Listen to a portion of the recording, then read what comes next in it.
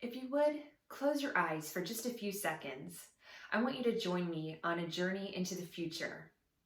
Imagine it's 5 years from now, and you're sitting in your favorite restaurant, surrounded by your dearest friends. As you take a deep inhale in, you can smell your favorite dish at this restaurant. Now imagine you're laughing with your friends, and you're taking a sip of your favorite beverage. As the warm sound of laughter starts to die down, you look across the table into your best friend's eyes. And as the laughter continues to quiet, your best friend's face softens and becomes a little bit more serious. And they look at you and they ask, "Do you remember the COVID-19 pandemic from 5 years ago?" And you realize in that moment, they want to know your story. They want to know more about how you handled it, how you changed. Go ahead and open your eyes. Right now, today, we are at the beginning of a 30-day period of stay-at-home orders. So I'd like to share with you I call them my ABCs of the lessons that COVID-19 has taught me so far. A stands for action, or really in my case, it's more about taking imperfect action. Prior to COVID-19, really my whole entire life, I've been a perfectionist. In fact, I often suffered from analysis by paralysis, or paralysis by analysis, because I would never dream about putting forward a project or a video where there was a mistake in it. It just wouldn't happen.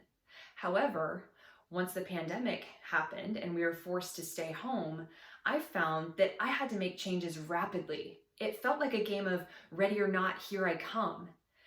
And part of that was terrifying for me because I am a perfectionist, but the other part was exhilarating because all of a sudden I was doing something that I had never been able to do before, putting something out into the world before I actually felt ready to do it. And the truth is, we're never ready. So really, this has been such a gift for me so far. The B stands for boundaries. Just a few months ago, the pendulum of communication sat somewhere on this end of the spectrum, where I would get occasional calls, texts, I would see my clients at work, but when I was at home, it was pretty quiet. And truth be told, I'm an introvert and I need that time alone in order to recharge. However, once COVID-19 became a pandemic and things started changing in our work world, we had to stay at home and work from home, that pendulum of communication swung rapidly to the other side. And all of a sudden, I was getting bombarded with messages all day from coworkers, from friends, from people at church. I was getting so many messages all the time that I would just have a panic attack when I saw that cascade of messages down the front of my phone screen, and I didn't know how to handle it. And as I spiraled in my anxiety, I remembered this quote that I've heard several times over the years. It says, "You teach people how to treat you based on what you allow." And suddenly I realized I couldn't get mad at anybody else for trying to reach out to me, for scheduling a meeting with me, when I was not clear about my personal boundaries and when I was available and when I wasn't available. In fact, I would respond to these messages at all hours because that's just what I would do. I would get a message and respond. So what I realized was I had to use that do not disturb function on my phone, and then I had to try to avoid even looking at my phone or turning off banners and notifications so that I wouldn't be tempted to look and reply. As soon as I did that, my anxiety levels dropped. I felt like I could finally take a deep breath, and I had regained some control in my life.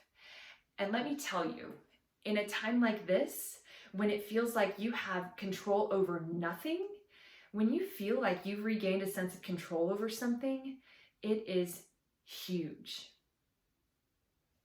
The C in my ABCs stands for change.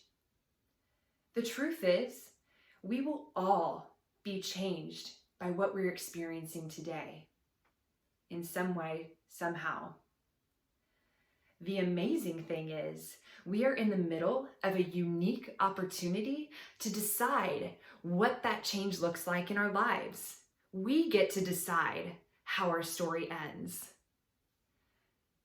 You can make the decision. Do you want to remain the same?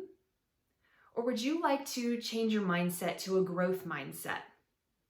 I've already made the decision that after this is over, I will have grown to a better version of myself, a version that's stronger mentally, physically, and spiritually. I want to be more adaptable. I want to be more resilient. I want to be more empathetic, kinder, softer towards strangers, because we've all been through something. Action, boundaries, and change.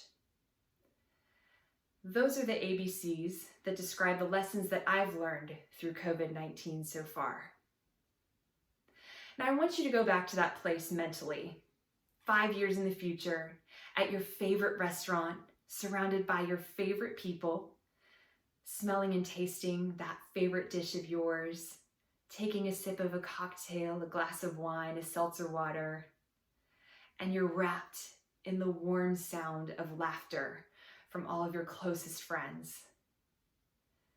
Now, as you look across the table at your best friend, their expression softens and becomes a little bit more serious. And they look at you and they ask, "Do you remember the COVID-19 pandemic?" How do you want to answer that question? You get to write the end of that story today. Don't waste this time. Your choice of how you change is yours. Thank you.